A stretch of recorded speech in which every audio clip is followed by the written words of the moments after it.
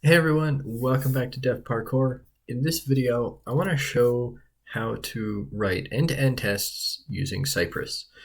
Now, a little bit of context on why I'm doing this particular video and why I'm doing it now. If you haven't been following the channel, I've been working on a legacy PHP app. I wrote it several years ago, and now I'm kind of dusting it off, and I want to make it uh, essentially cloud native, modern, secure, scalable, all those good things. But since it's been a long time since I wrote the app, I don't remember everything that it does. I don't remember how everything's supposed to work. And I certainly don't remember how some of the things that I might end up changing to fix security vulnerabilities, for instance, how that might affect other parts of the application. So I don't want to get into a situation where I'm making a change that I have to make, upgrading a package or something like that, and accidentally making something, backwards incompatible, and part of the app just falls on its face. So what I want to do is build a few very high-level end-to-end tests, just basically testing the happy path of the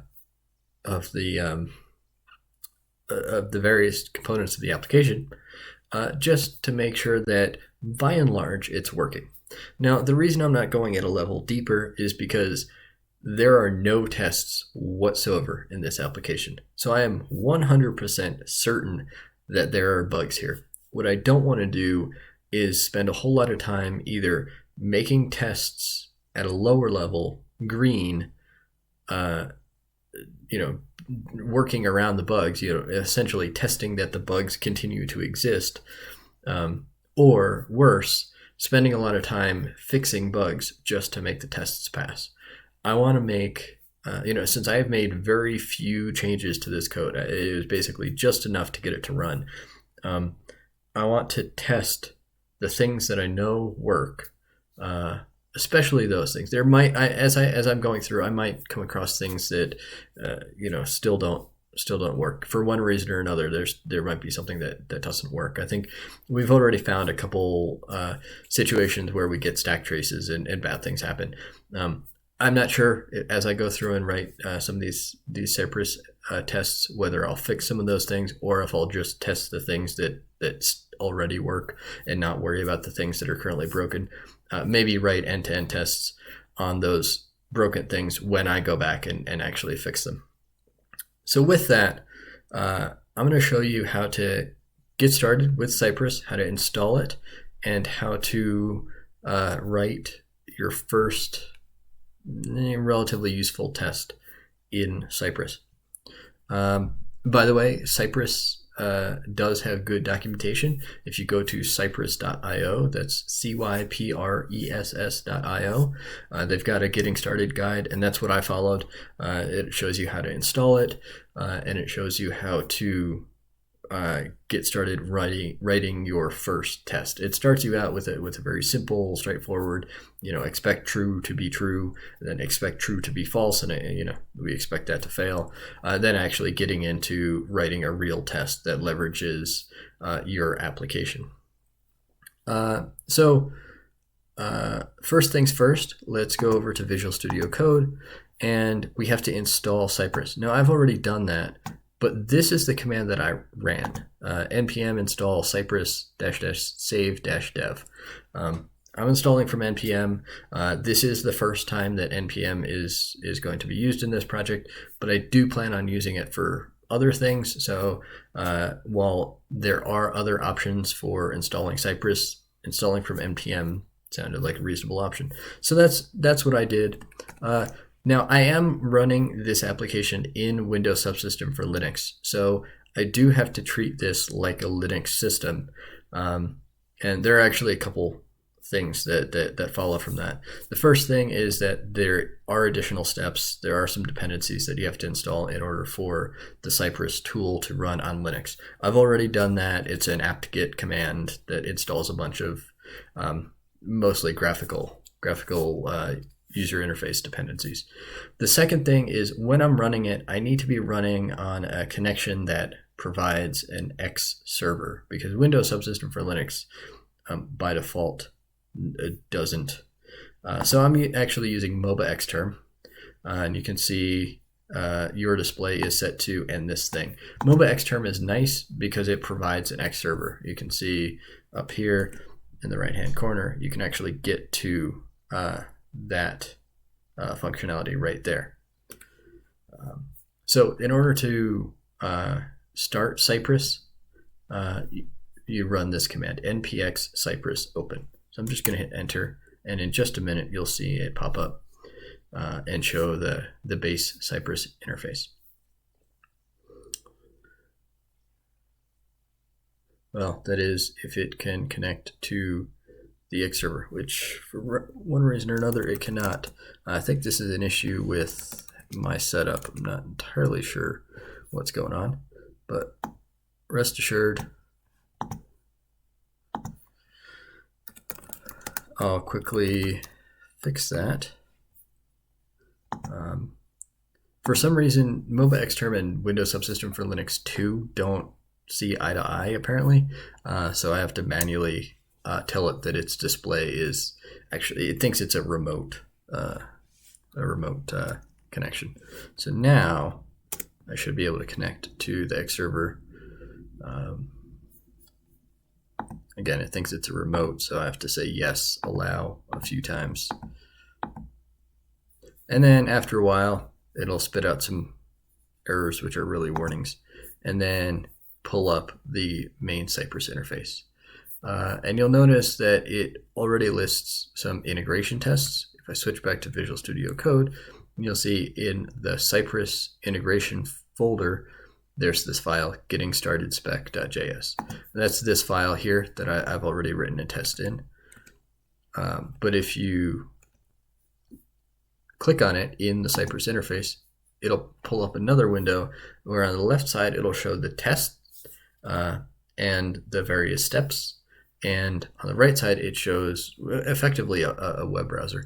Now it can't load my app. This is actually because my computer recently rebooted and installed a few updates, and the app isn't running in Docker anymore. So let's go ahead and fix that.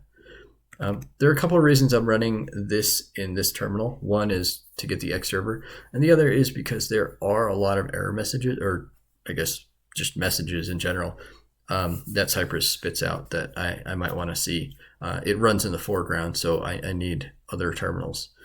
But let's go over to Visual Studio Code and let's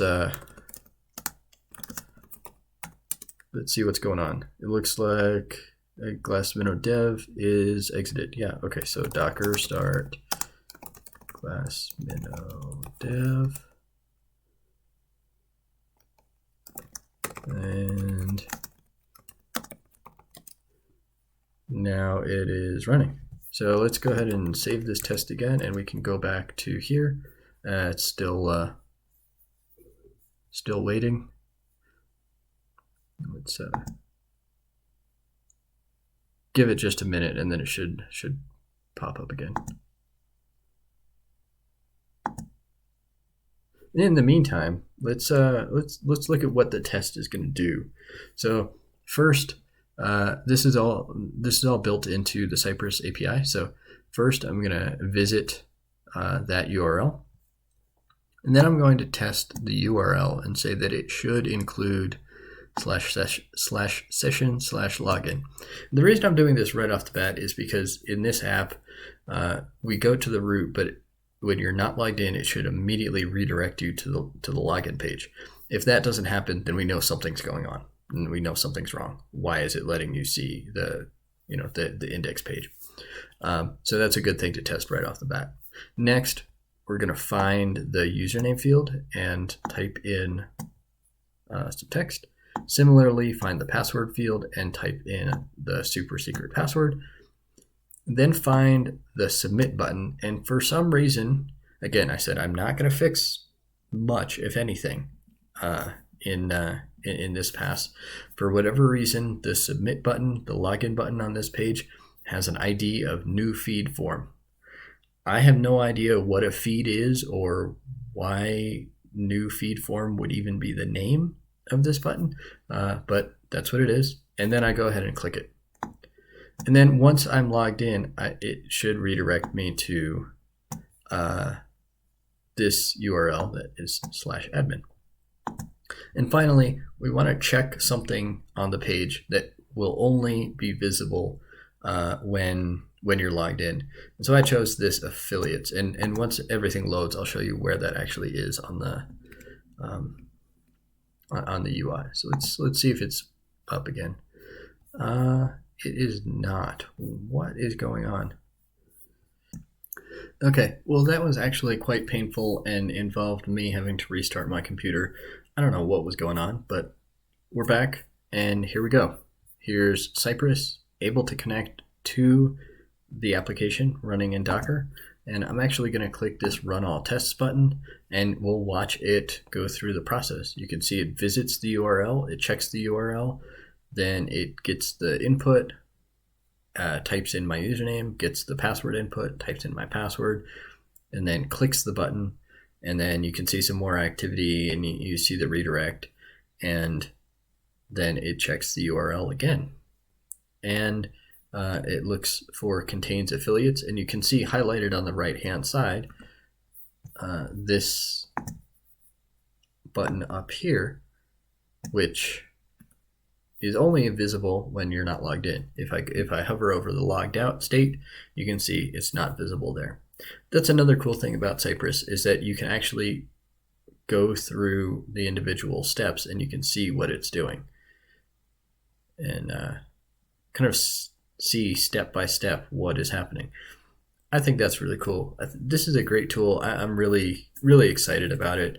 I'm amazed. If you go to their website, they talk about how things worked in before Cypress, and they show several different tools. Mocha and Try and Karma. I forget exactly what all they list, but it used to be that you would connect all these different tools, and you can still do that if you want, I guess, that level of granular control. But it did get a little excessive. It was a little bit painful. Cypress puts it all in one neat tool. It's a little opinionated, but I'm sure as I get more familiar with it, I'll see how I can tweak things and possibly do things like run it in a CI/CD pipeline. I know that is a thing that is possible. I just haven't investigated that yet, so I probably will include this in my CI/CD pipeline, so that I can make sure that as I make commits, I'm not breaking anything. So I'll be excited for that. But yeah, Cypress is a pretty cool tool. I definitely recommend checking it out, especially if you're doing something like I'm doing, where you have an application that is, relatively low on the scale of, how many automated tests you have. This is a great way to get up and running quickly with a few automated tests. You can add them as you have time, as you have need, and just keep going with that. And yeah. Hopefully you liked this video. Hopefully you liked it even better with sound. Sorry about the last upload that didn't have any sound. That was my bad. I had a configuration without sound for a different video and forgot to unmute when I recorded this video again. So hopefully you liked that. If you did, go ahead and hit that thumbs up button. Be sure to subscribe to the channel. Click that notification bell so you'll be notified when the next videos come out. The entire rest of this week, there are a bunch of videos about a lot of cool topics, so definitely stay tuned for those. And if you have any thoughts, comments, experiences with Cypress, go ahead and leave a comment down below. And if you have anything about this that you want me to dive even deeper into, be sure to leave a comment down below and I will schedule it for a future video. Thanks for watching. Stay tuned for all the rest that are coming up. I'm really excited for everything that's coming up on the channel, and I hope that you are too. With that, I'm going to sign off, and I will see you tomorrow.